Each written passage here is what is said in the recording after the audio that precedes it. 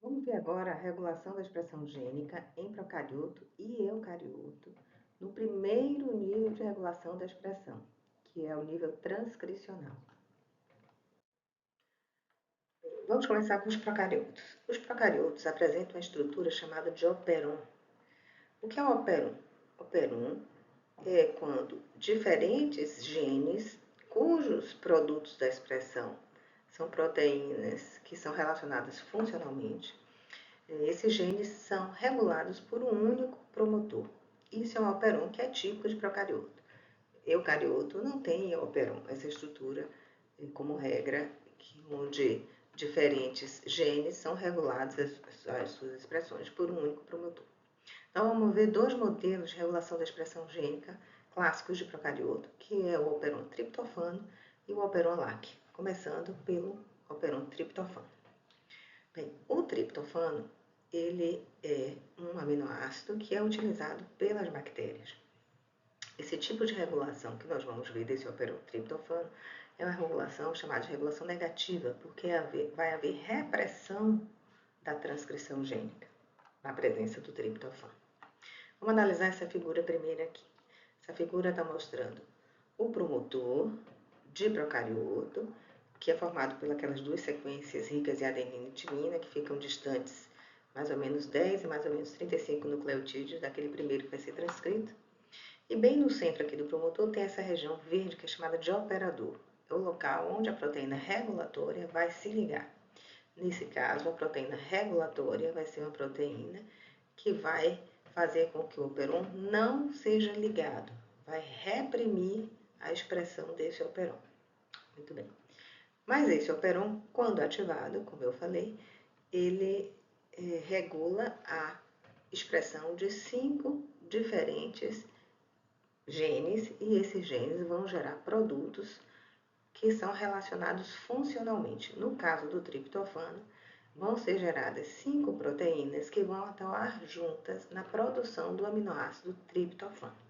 Bem, se o meio onde a bactéria está tem triptofano, ela não vai precisar ativar esse operon, uma vez que os produtos da ativação desse operon são proteínas que vão atuar na biossíntese do triptofano.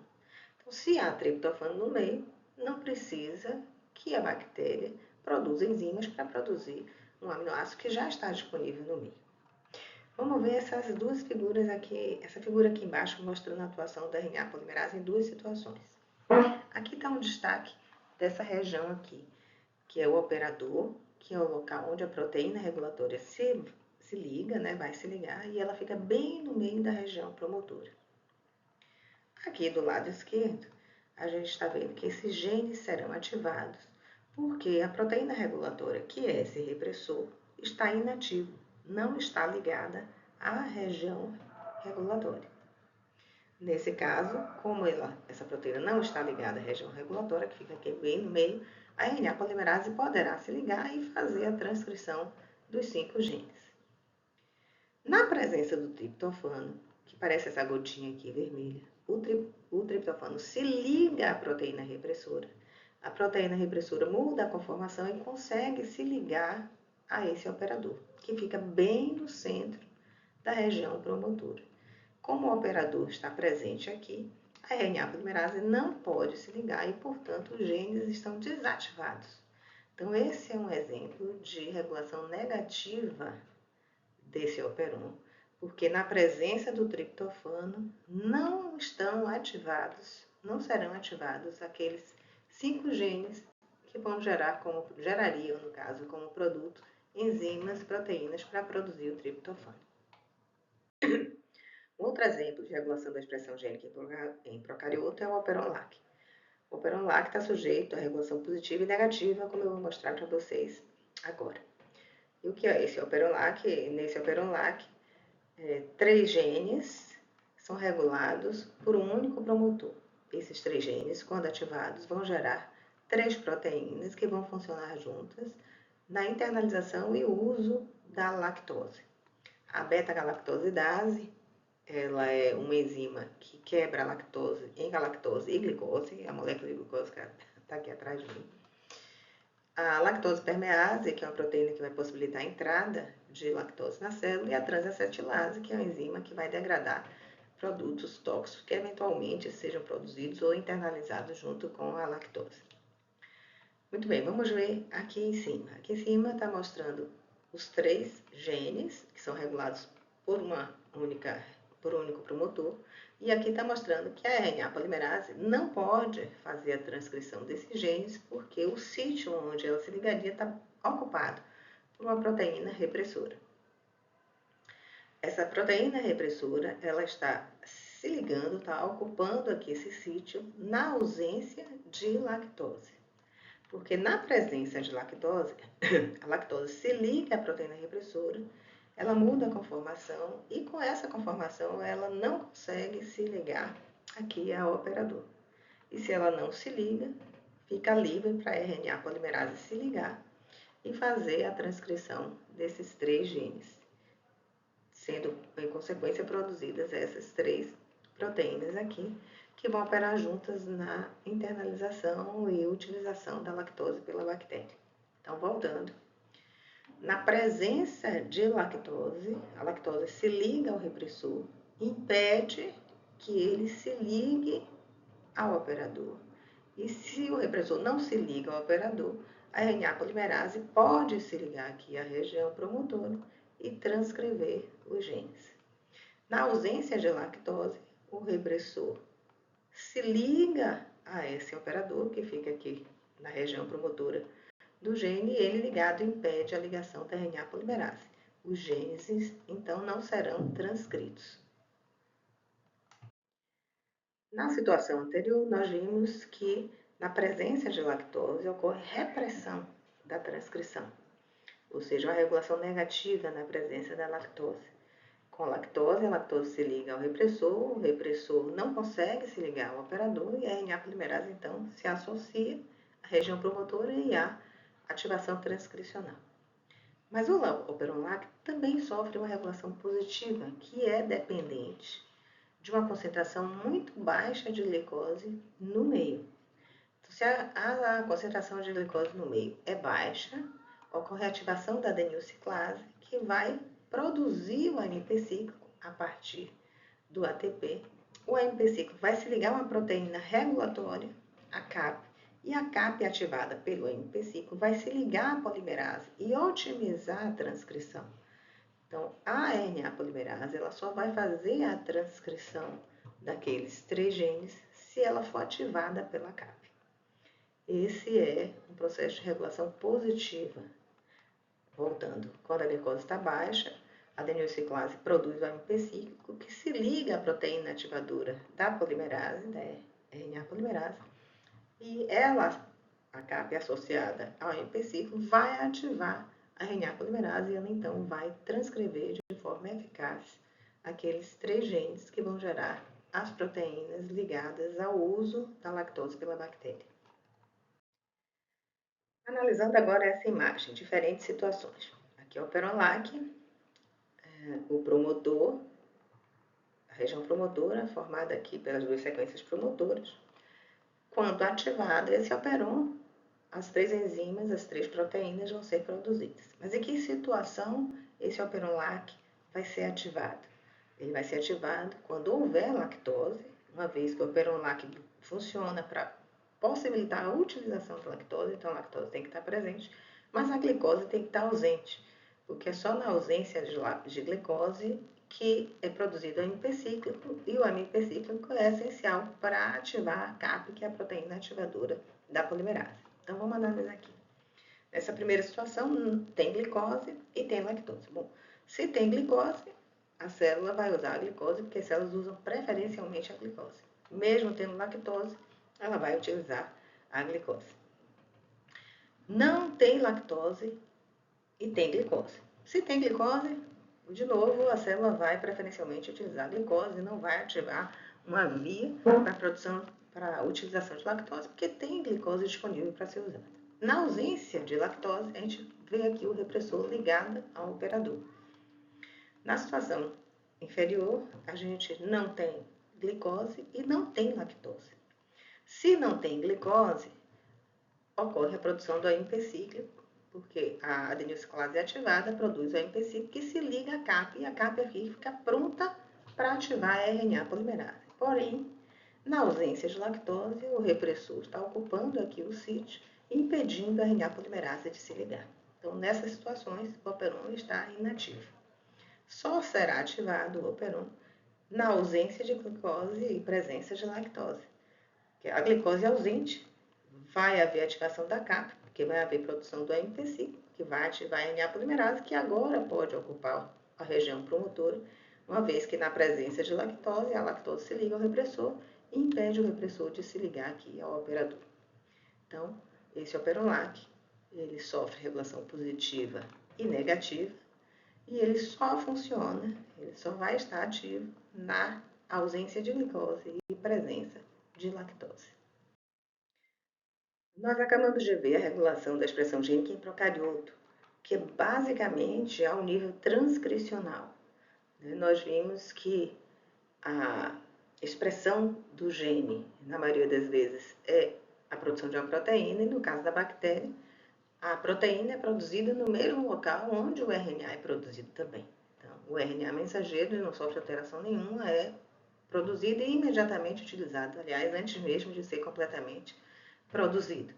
Então, nós vimos a regulação da expressão gênica em procarioto ao nível transcricional, vimos as duas vias clássicas de regulação, o operon triptofano e o operon LAC. Já em eucarioto, a transcrição gênica é apenas o primeiro nível de regulação da expressão do gene.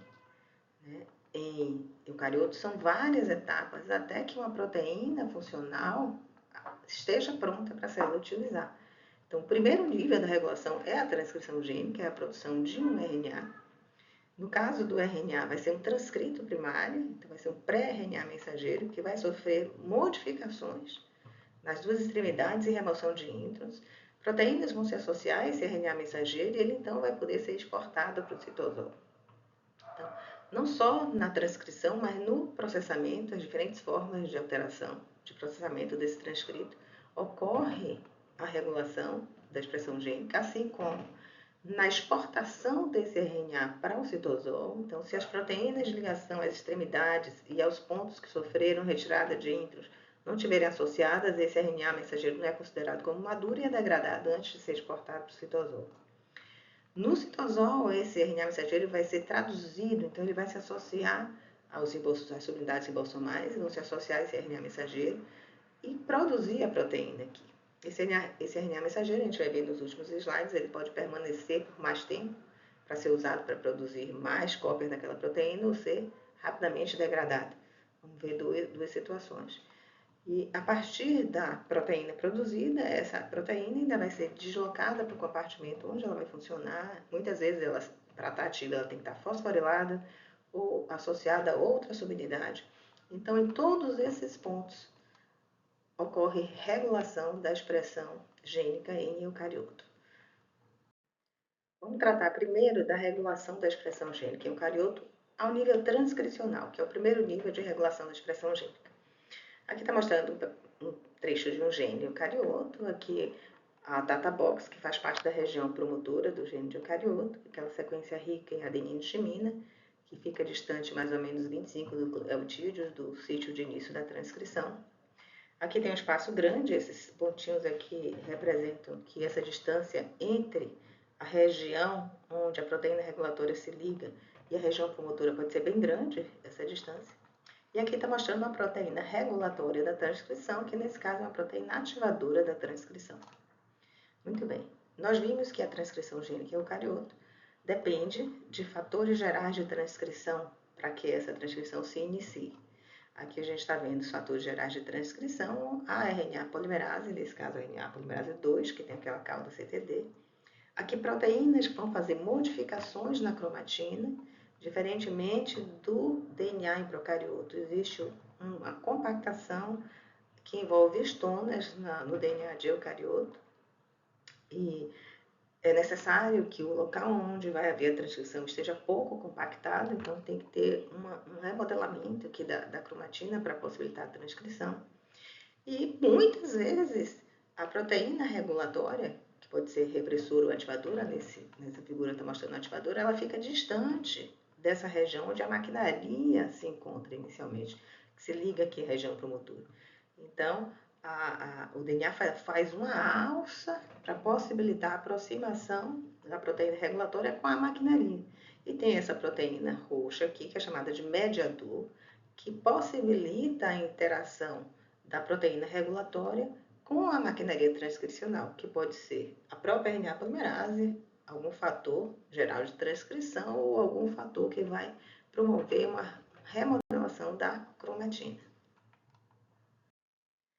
Vamos ver como a cromatina pode se alterar, sofrer alteração, para que haja a transcrição de genes na célula eucariótica. Muito bem. Tem duas formas aqui que essa figura está mostrando que pode haver uma remodelação da cromatina para que haja ativação transcricional.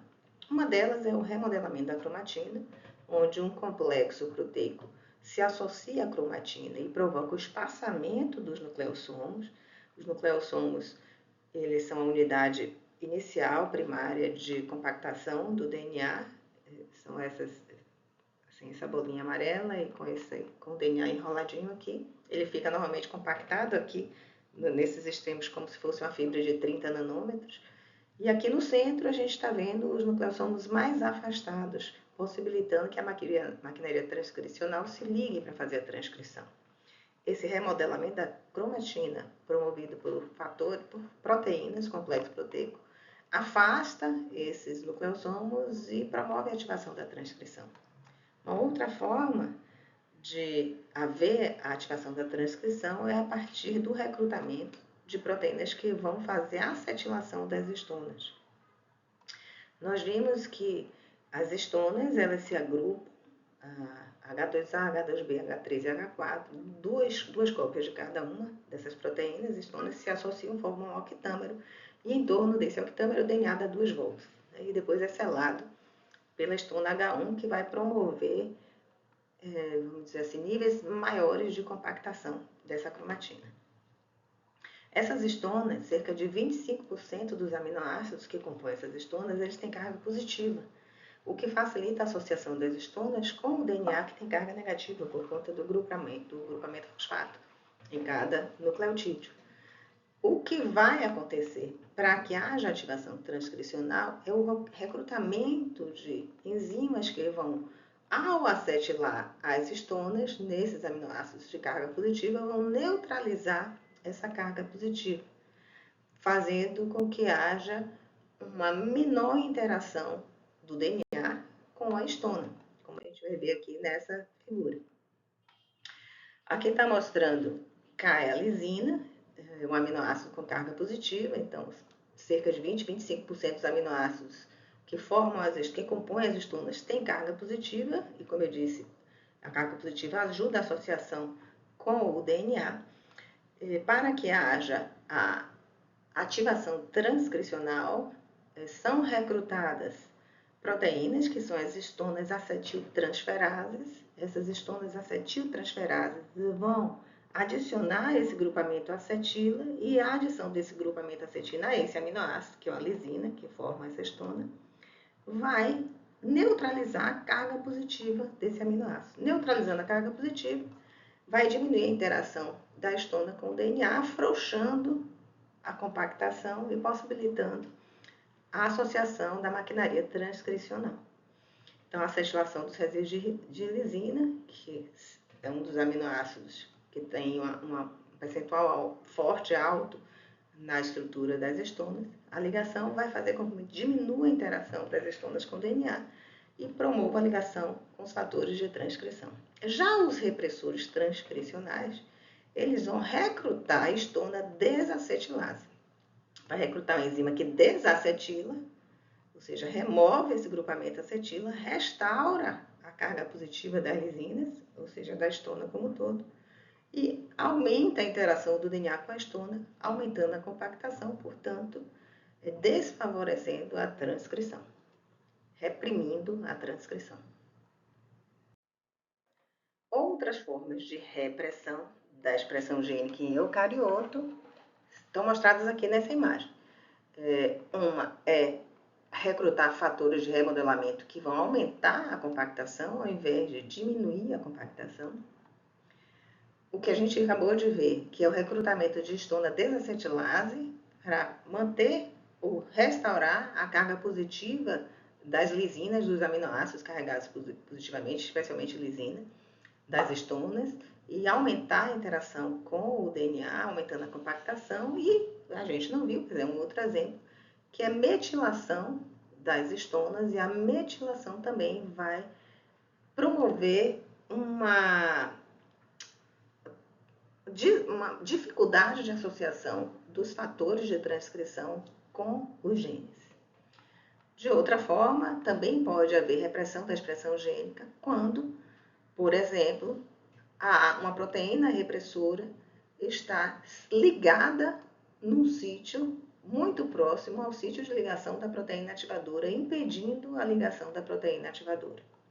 Pode também acontecer de haver interação na região de interação, porque as proteínas regulatórias elas têm um sítio de ligação com o DNA, tanto a proteína ativadora quanto a repressora, e um sítio de interação com a proteína, que é exatamente a região desse regulador que interage ou com fatores gerais de transcrição, ou com a própria RNA polimerase, ou com proteínas que vão fazer o remodelamento da cromatina.